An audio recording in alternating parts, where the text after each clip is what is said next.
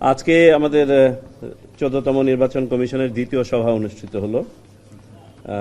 এখানে যে বিষয়গুলো আমরা আলোচনা করেছি এবং সিদ্ধান্ত নিয়েছি সেগুলো আপনাদেরকে জানাচ্ছি।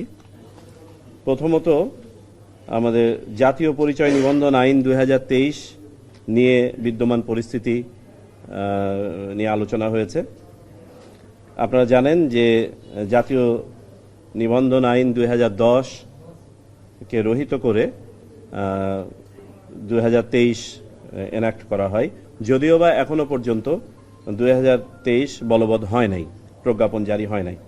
তবে ইতোমধ্যে গত কমিশন থাকতেই সিদ্ধান্ত হয়েছিল যে এই আইনটি বাতিল করত পূর্ববর্তী স্থিতাবস্থায় ফেরত নেওয়ার জন্য একটা প্রস্তাবনা সেই সময় গৃহীত হয়। সেই আলোকে 10ই সেপ্টেম্বর 2024 তারিখে একটি ডিও লেটার প্রেরণ করা হয় কমিশন থেকে।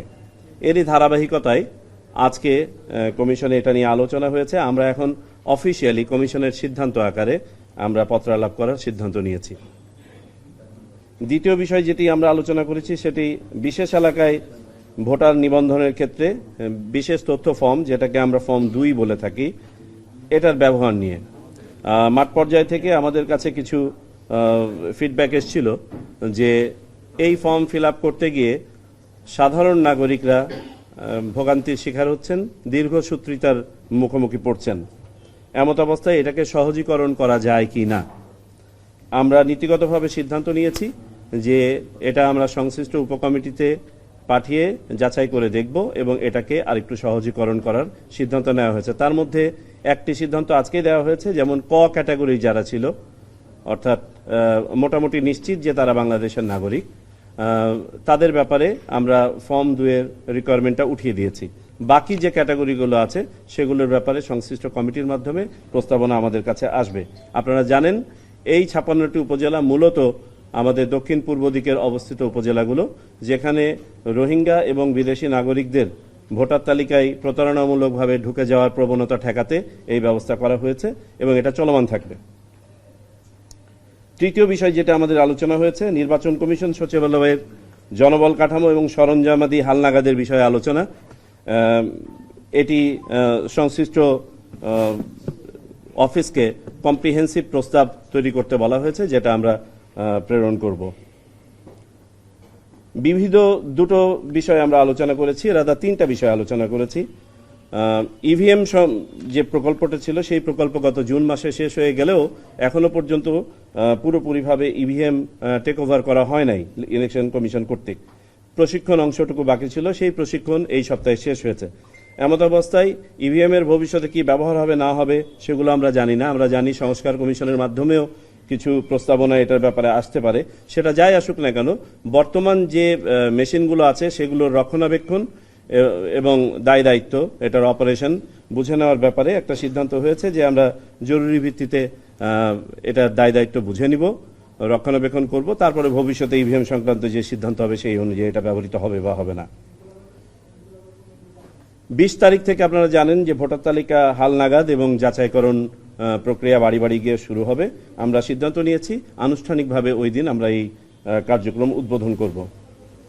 আর সর্বশেষ যে বিষয়টি আলোচনা হয়েছে সেটি হচ্ছে, সাম্প্রতিক সময়ে আপনারা দেখেছেন মাননীয় প্রধান নির্বাচন কমিশনার মহোদয় 2 দিন আগে আপনাদের মিডিয়াতে বলেছেন যে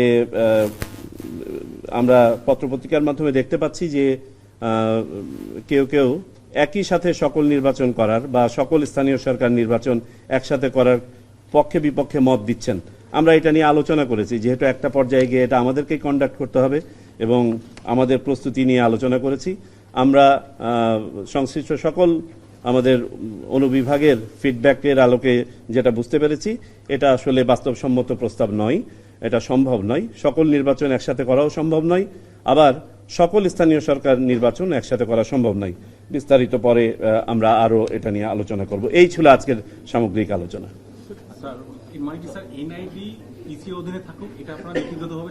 জি জি, স্থানীয় সরকার মন্ত্রণালয় থেকে আপনাদের কোনো চিঠি দিয়েছে কিনা নির্বাচন করার? নো। ওকে,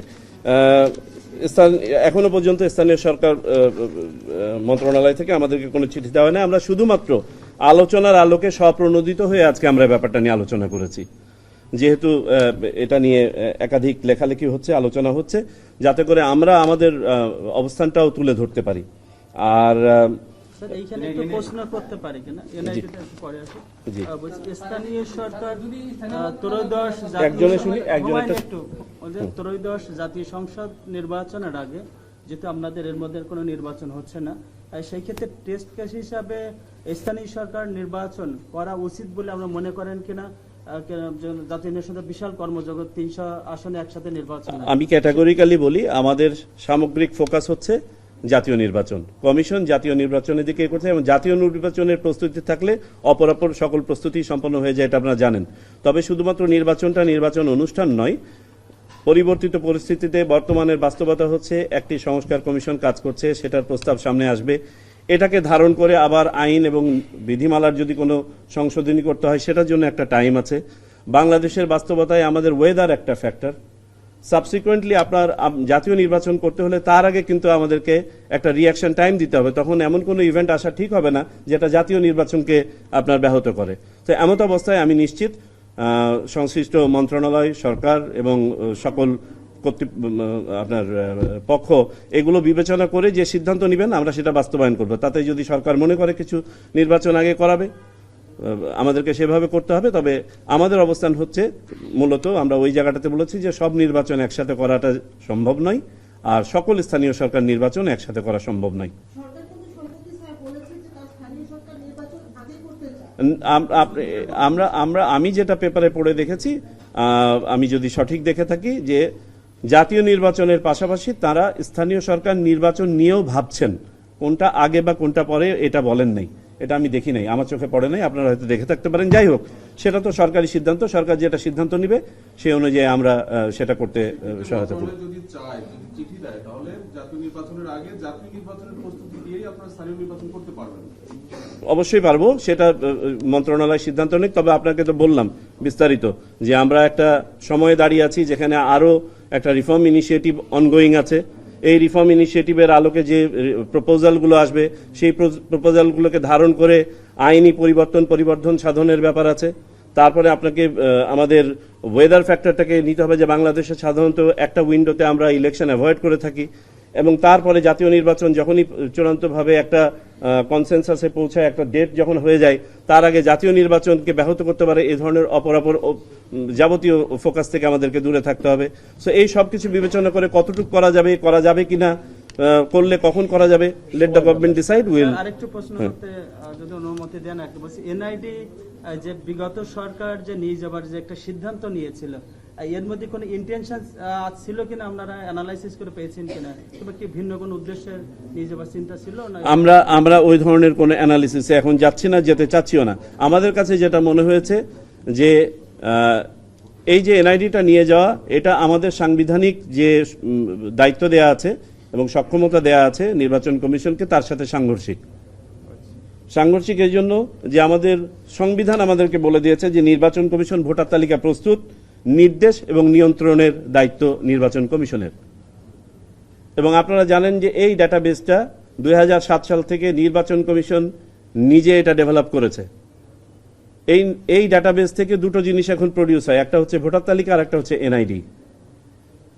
এবং শুধু এই ডাটাবেজের উপর ভিত্তি করে শুধুমাত্র প্রিন্ট করার জন্য এনআইডিটা আরেকখানে যাওয়াটার আমরা যৌক্তিক মনে করি না। দ্বিতীয়ত আমরা মনে করি, আমরা ইতোমধ্যে প্রশিক্ষণ করিয়েছি, আমাদের জনবল তৈরি করেছি, আমাদের সক্ষমতা তৈরি হয়েছে মাঠ পর্যায় পর্যন্ত। সো এখানে ডুপ্লিকেশন অফ এফোর্ট হবে যদি এটা করা হয়। এমত অবস্থায় আমরা মনে করি যে এটা নিয়ে যাওয়া সঙ্গত হবে না। আর ওভারঅল যে ডাটাবেসটা আমাদের নিজস্ব, সেটা আমাদের নিজস্বই থাকতে হবে, তার কারণ নির্বাচন কমিশন প্রাইমারি ডাটার উপর নির্ভর করেই ভোটার তালিকা তৈরি করবে। সুতরাং এই প্রাইমারি ডাটাটাও আমরা কারো কাছে ওইভাবে হস্তান্তর করতে পারবো না। যেহেতু একটা ডাটাবেজ আছে সেন্ট্রালি, ন্যাশনাল ডাটাবেজ, এটা ব্যবহার করে এখানে দুটো সার্ভিস হচ্ছে, এটা ডুপ্লিকেশনের কোনো প্রয়োজন আছে বলে মনে করি না আমরা।